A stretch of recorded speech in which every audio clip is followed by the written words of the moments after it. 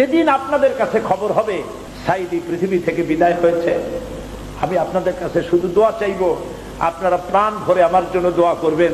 আল্লাহ রাব্বুল আলামিন কিয়ামতে আমাকে যেন ক্ষমা করে দেন, আল্লাহ পাক তার জান্নাতের ভিতরে যেন জায়গা তৈরি করে দেন।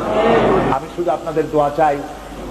আর কিয়ামতে আমি চাই যারা আমাকে ভালোবাসলেন, যারা আমাকে মহব্বত করেন, তাদের সংখ্যা আমি জানি অনেক অনেক অনেক বেশি।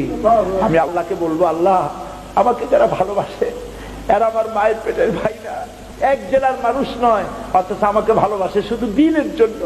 মা বোনেরা ভালোবাসেন, মা বোনেরা আমাকে টেলিফোন করে বলে, সাহেব আপনি ডরাইতা না, কান্দে এবং টেলিফোন করে আমার কাছে আমার জন্য আমাকে দোয়া করে। আমি আপনাদের ভালোবাসা ভুলবো না। আমি আল্লাহর কাছে বলবো, রব্বুল আলামিন যারা আমাকে দিনের জন্য তোমার জন্য ভালোবাসে, কিয়ামতের দিন আমরা যেন তোমার জান্নাতে এক জায়গায় থাকতে পারি।